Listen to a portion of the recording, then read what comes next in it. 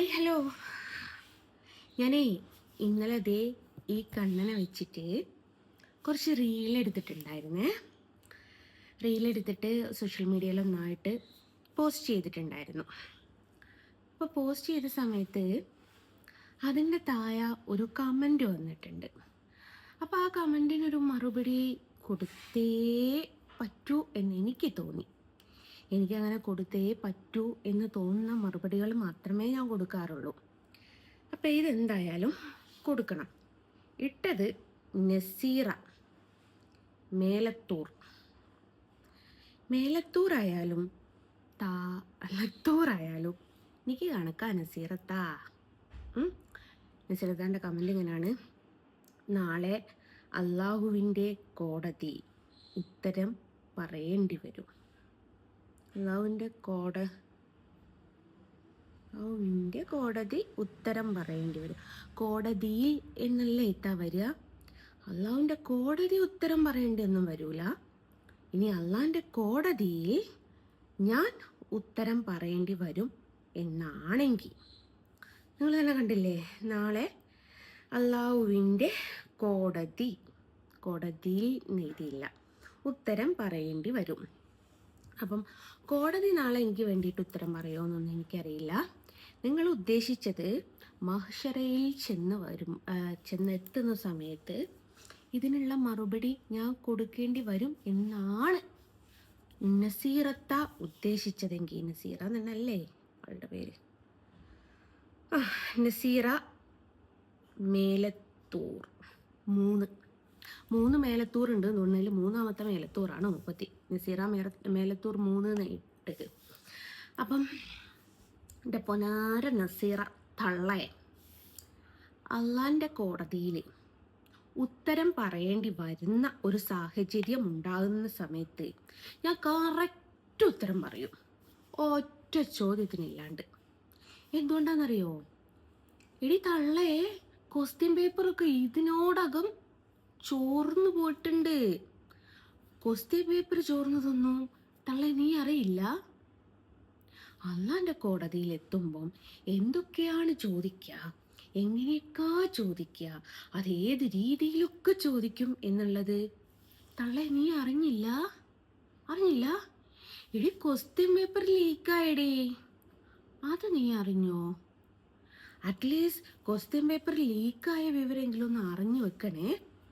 എന്താ വെച്ചാല് കേൾക്കാറില്ലേ കോയക്കുട്ടിയും മുഹമ്മദുട്ടിയും അമ്മദൂട്ടിൻ്റെയൊക്കെ ഈ എന്താ പറയുക പ്രഭാഷണം. ആ പ്രഭാഷണത്തിൽ പറയുന്നുണ്ട്, നിങ്ങൾ അള്ളാൻ്റെ കോടതിയിലെത്തിയാൽ ഇന്ന ചോദ്യം ചോദിക്കും,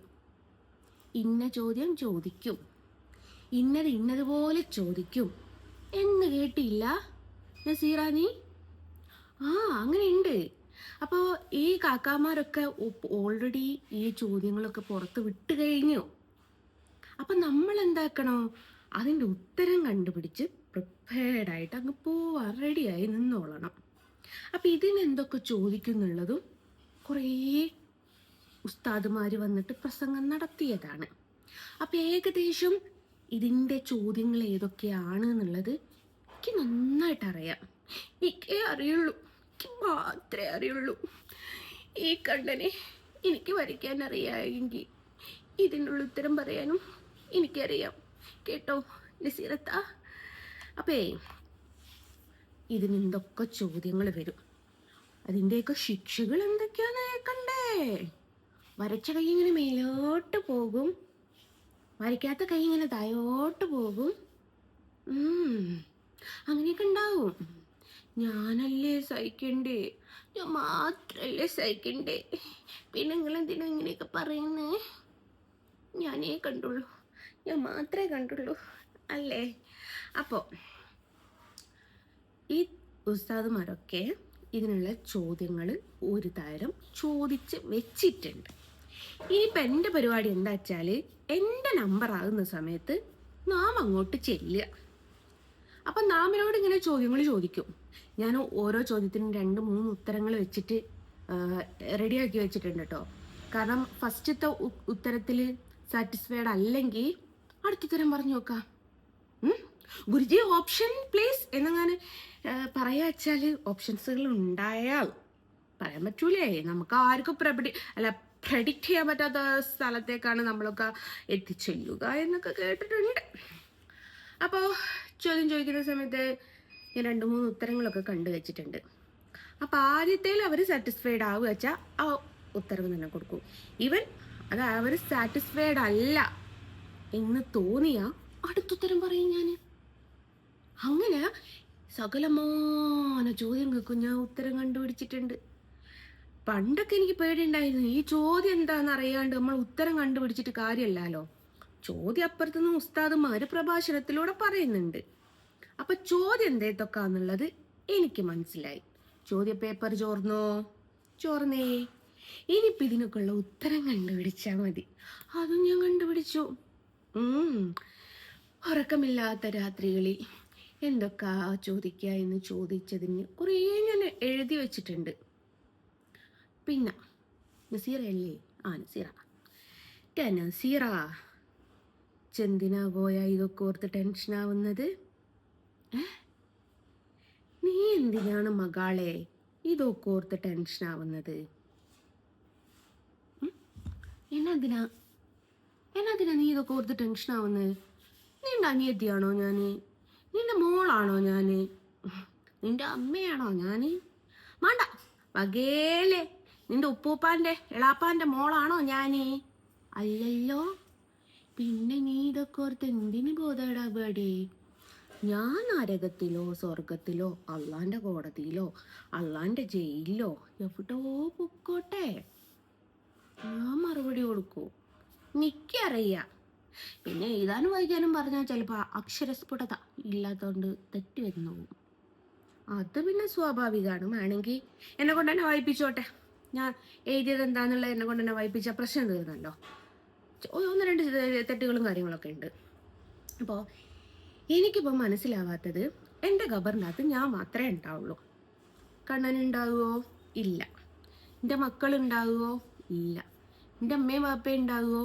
ഇല്ല. എൻ്റെ കൂട്ടുകാരുണ്ടാവുമോ? ഇല്ല. ഇനി എന്നെ കെട്ടിയ സലീം ഉണ്ടാവുമോ? ഇല്ല.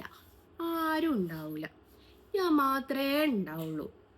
അപ്പം എനിക്ക് വരുന്ന ബുദ്ധിമുട്ടുകൾ ഞാൻ മാത്രം അനുഭവിച്ചാൽ പോരെ? അതെനിക്കറിയാമെങ്കിൽ നിങ്ങൾ ഈറ്റാ ചോദ്യമായിട്ട് എൻ്റെ അടുത്തേക്ക് വരണ്ട വല്ല ആവശ്യമുണ്ടോ നിങ്ങൾക്ക്? ഇങ്ങനെ ചോദ്യം ചോദിച്ച് വരേണ്ട എന്താ ആവശ്യം നിങ്ങൾക്കുള്ളത്? ഓളെ ഖബറ് ഓള് കിടന്നോട്ടെ, ഓള് കിടന്ന് അനുഭവിച്ചോട്ടെ എന്ന് ചിന്തിച്ചാ പോരെ? പ്രശ്നം അവിടെ തീർന്നില്ലേ? എൻ്റെ ഖബറിൻ്റെ അകത്തുനിന്ന് ഞാൻ വിളിക്കൂല നിങ്ങൾ ആരെ.